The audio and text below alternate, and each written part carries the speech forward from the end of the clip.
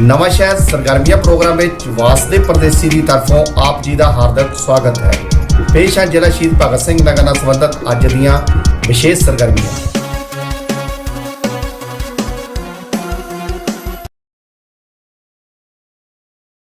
जय माता दी, जय बाबा जी दी। मैं सिंगर निशा शर्मा और मैं आप सभी के बीच में हाजिर लगाने के लिए 19 जनवरी 2025 दिन रविवार को नवा शहर में तहे दिल से शुक्रिया करती हूँ मंदिर बाबा बालकनाथ प्रबंधक कमेटी और म्यूजिक डायरेक्टर M.K. वीट्स, सभी का तहे दिल से शुक्रिया करती हूँ। मिलते हैं 19 जनवरी 2025 दिन को नवा शहर में। जय माता दी, जय बाबा जी दी।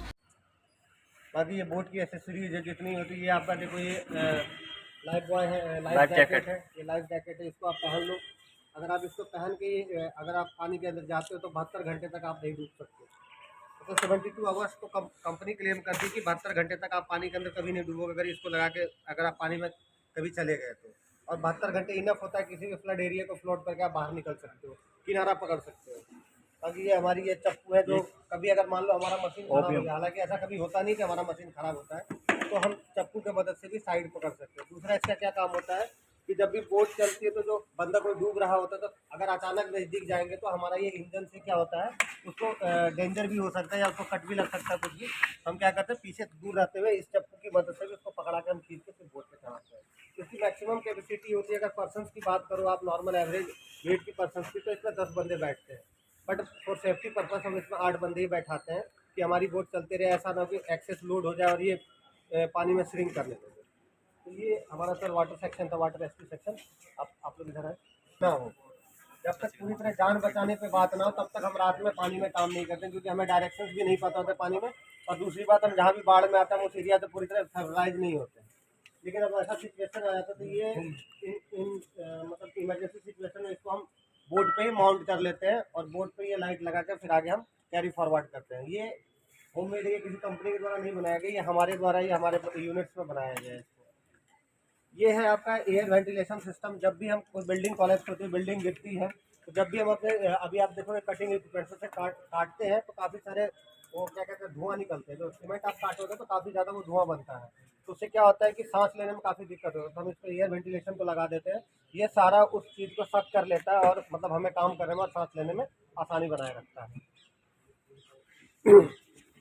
ये हमारा है सारा पूरा बोरवेल के एसेसरीज है, क्योंकि पंजाब में और हरियाणा में सबसे ज़्यादा बोरवेल्स के थ्रेड्स आजकल आने शुरू हो गए हैं, पहले नहीं थे।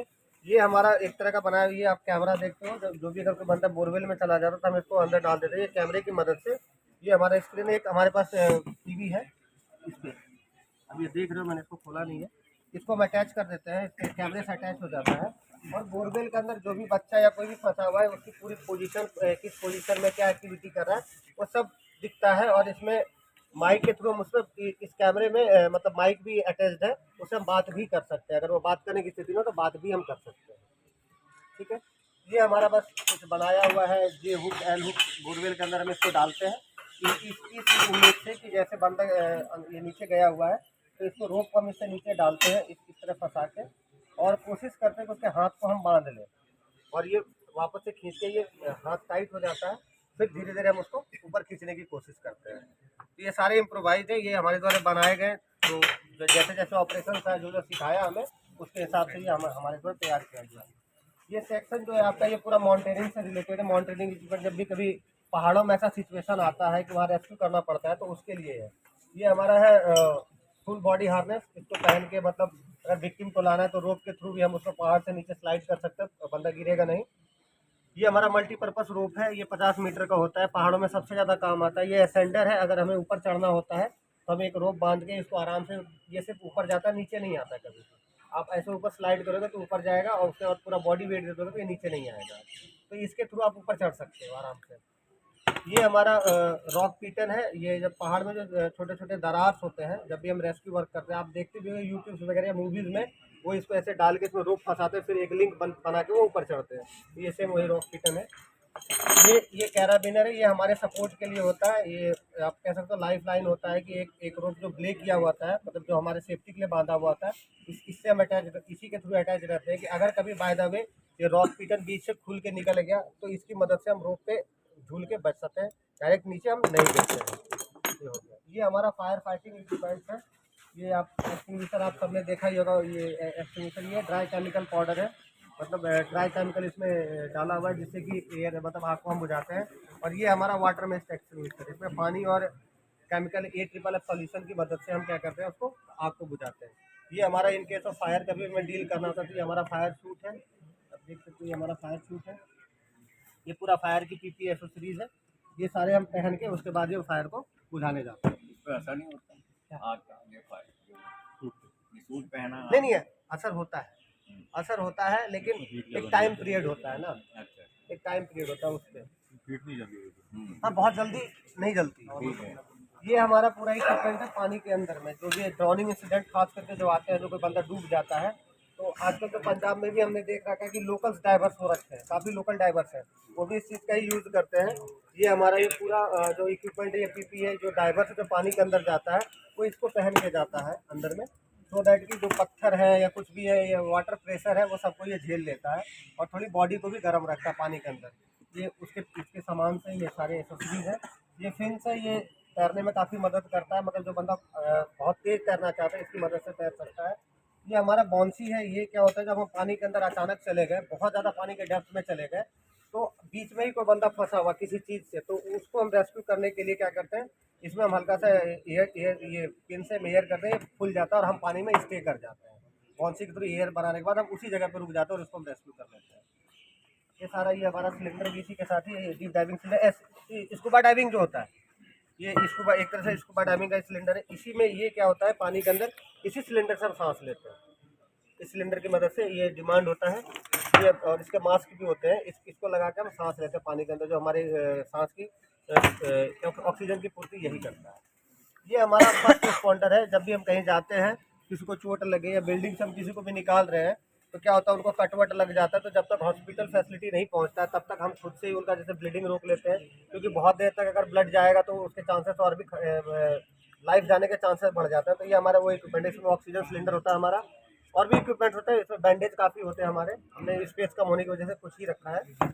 और ये हमारे मैनिक्यून्स, इस पर हम जो CPR होता है, जो CPR हम देते हैं, CPR की इस पर प्रैक्टिस करते हैं। और तभी किसी स्कूल में या किसी को बताने जाते हैं तो उनको भी हम CPR इसी पे देके दिखाते हैं कि कैसे CPR दिया जाता है और कहाँ देना है। जी, ये हमारा पूरा जो आपकी इंडस्ट्रीज है, केमिकल हो गया, रेडियोलॉजिकल हो गया, उन सब के लिए, न्यूक्लियर वगैरह के लिए ये पूरा। ये वाला तो एक बार करवा बताइए तो सबको पता चल जाएगा, थोड़ा ये जरूरी है। CPR वाला बिल्कुल बिल्कुल। सबसे मेनली क्या होता है ना कि CPR सबसे पहले ये पता होना चाहिए कि देना किनको, वो ज़्यादा जरूरी चीज़ होता है। पहले तो लाइफ, कोई भी जिंदा इंसान पे आप CPR नहीं दे सकते। अगर आपने ऐसा किया तो उसकी लाइफ थ्रेटनिंग और बढ़ जाएगी। सबसे पहले ये पता होना चाहिए CPR देना किसको। ऐसा कोई भी बंदा मिले आपको जिसका पल्स ना हो, आपने उसका हाथ चेक किया, उसका पल्स नहीं मिल रहा और वो सांस नहीं ले पा रहा है, तब हमने आप बिना कुछ सोचे आपने सीधा उसको CPR देना, ठीक है। ऐसा कंडीशन होने पे, और दूसरी बात क्या होती है कि आप CPR कहाँ परफॉर्म करोगे, तो CPR परफॉर्म करने के लिए आप इसके रिप्स देख रहे हो, ये रिप्स की लाइन जो बनी हुई है, सबके बॉडी में ये लाइन बनी हुई है ऑलरेडी ना, ये आके यहाँ पे कनेक्ट हो रही है, आप देख रहे हो यहाँ पे आके ये रिप्स कनेक्ट हो रही है। तो यहाँ पे आपने हाथ रखना, यहाँ से 2 इंडेक्स फिंगर, उसके बाद यहाँ आपने पॉइंट कर लेना। ये हमारा क्या हो गया, CPR देने की जगह हो गई, जहाँ आपके तो हर्ट जो होता है हल्का लेफ्ट साइड में। उसके बाद क्या करना है, इस पर आपको हाथ रखिए, ये जो आपका ये मास्टर हैंड है, इसको आपने यहाँ मिडिल में इसको रख लेना है, ठीक है। उसके बाद दूसरे हाथ से आपने ऐसे सपोर्ट ले लेना है, ठीक है। उसके बाद हमने कंप्रेशन देना। अब इसके पीछे भी बहुत चीज़ें हैं, हालांकि CPR हमेशा बैठ के देना चाहिए, ठीक है। अब यह बैठने का मेरे पास जगह नहीं, मतलब ये नहीं हो पा रहा है, तो हमने क्या करना है, कोशिश ये करना है कि जो हमारा ये है, जो हमारा चेस्ट है, इसके चेस्ट के एक लाइन में, एक सेंटर में हो। और जब हम कंप्रेशन कभी भी देते हैं ऐसे करके, तो आप देख रहे हो मेरे हाथ की ये केवनियाँ बैंड नहीं है, ये पूरी तरह, ये कंधे से पावर लग के पूरी तरह ये हम इसको CPR एक्सेस करके देते हैं। ये काफ़ी स्पीड होता है, मतलब इतनी स्पीड होता है कि आपको 1 मिनट में 120 बार कंप्रेशन करने हैं। और ये काफ़ी मतलब आप कह सकते हो कि कम्बरसम टास्क है, मतलब काफ़ी मुश्किल टास्क है, क्योंकि चेस्ट को जो है ना, ये हमारा जो स्टर्नम होता है, जो हमारे यहाँ की हड्डी होती है, वो पीछे स्पाइन से जुड़ी होती है, कार्टिलेज से। कार्टिलेज से आप क्या होता है, जैसे मोटरसाइकिल में शॉकर नहीं लगे होते हैं, तो कार्टिलेज एक्चुअली क्या होता है, दोनों के बीच का शॉकर का काम करता है। तो उसको प्रेस करने में ना काफ़ी पावर लगती है। और ये 5 आपको क्या कहते हैं, 4 से 5 सेंटीमीटर अंदर प्रेस करना है किसी भी बंदे को। आप सोच लो, इतनी हड्डियों पे आप 4 से 5 सेंटीमीटर अंदर प्रेस करने में कितना पावर लेगा, क्योंकि ये मैनिक्यू ने प्रैक्टिस के लिए तो इजीली प्रेस हो जा रहा है, लेकिन उसमें प्रेस करना काफ़ी मुश्किल होता है। तो हम क्या करते हैं, इसमें 30 कंप्रेशन देते हैं लगातार। आप ऐसे करके ये 30 कंप्रेशन देंगे। मेरे साथ जो ये बंदा रहेगा, जैसे मेरा 30 कंप्लीट होगा ये कंप्रेशन, इसको क्या करना है, ये क्या कर देगा, रेस्क्यू ब्रीथ दे देगा। ये हमारे पास मास्क है, वो कोरोना की वजह से आप मास्क का समझ ही रहे हो कि इसको कोई अगर डिजीज हुआ है तो हमें ना हो जाए, इसलिए हम मास्क का यूज़ करते हैं। इससे क्या करता है, ये 2 बार रेस्क्यू ब्रीथ देता है। एक बार 30 कंप्रेशन हमने दे दिया, उसके बाद 2 बार ब्रीदिंग देते हैं, ताकि हार्ट और लंग्स दोनों वापस से जिस साइकिल में काम कर रहा है हमारे बॉडी में, वापस से काम करना शुरू कर दें। तो ये हमारा CPR। अब इसमें क्या होता है कि आप, ये दूसरी बात आती है कि आप कब तक CPR इसको दोगे, तो 5 बार, मतलब ये कंप्रेशन 30 और 2 रेस्क्यू ब्रीथ, ये 5 बार आपने रिपीट कर ली। उसके बाद वापस से इसकी जो है आपने पल्स और ब्रीदिंग चेक करनी है। अगर वो प्रेजेंट हो गया तो CPR आपको वहीं रोक देना है, अगर नहीं प्रेजेंट मिला तो वापस से आपने नेक्स्ट 5 बार फिर वो साइकिल कंप्लीट करनी है। ठीक है, एक बार 5 बार करने के बाद फिर 5 बार। हाँ जी, वो 30 कंप्रेशन। ये आपका जो है, जितने भी आप इंडस्ट्रीज और फैक्ट्रीज आपके एरिया में, जैसे केमिकल्स के हो गए, हालांकि आपकी तरफ रेडियोलॉजिकल्स के नहीं है, रेडियोलॉजिकल्स के यहाँ कोई फैक्ट्रीज नहीं है, तो ये उसके लिए ये बेसिकली क्या डिटेक्शन है कि कौन सा केमिकल है, वो हम पता कर लेंगे। तो उसके प्रिकॉशंस मेजर आज के डेट में नेट में हर जगह अवेलेबल है। मेन थ्रेट्स क्या होता है कि कौन सा केमिकल का रिसाव हुआ, ये पता होना। जैसे आपका भोपाल गैस ट्रेजेडी में, उसमें मिथाइल आइसोसाइनाइड के बारे में उसमें किसी को पता ही नहीं था। इवन इसकी जो डॉक्टर फैसिलिटीज़ थी उनको भी नहीं पता था कि इस गैस पे हमने क्या ट्रीटमेंट देना है। तो और उसको जो पहचाना गया वो काफ़ी लेट पहचाना गया इस वजह से। तो ये हमारा क्या है, ये जो हमारा है, ये जितने भी गैस रिसाव होते हैं, इससे हम उसको डिटेक्ट कर लेते हैं कि इन्वायरमेंट में कौन सा गैस है। मान के चलो कोई फैक्ट्री यहाँ पे है, उसमें कुछ ऐसा हो गया, तो मैं इसमें से देख लेता हूँ, इसमें ये हमें बता देगा कि कौन सा गैस हमें वहाँ पे रिसाव किया गया है। ठीक है, ये बेसिकली क्या करते हैं, इसमें 5 सेंसर्स लगे हुए हैं। आप सेंसर्स चेंज भी कर सकते हो, इसके अलग अलग सेंसर्स भी अलग अलग गैस के आए हुए हैं। अभी बेसिकली इसमें 5 लगे हुए हैं। पहला तो आपका कार्बन मोनोऑक्साइड है, हाइड्रोजन सल्फाइड है, ऑक्सीजन है और LEL है। मतलब LEL वो गैस होता है जो एक्सप्लोजन के चांसेस जिसमें होते हैं, उस गैस में।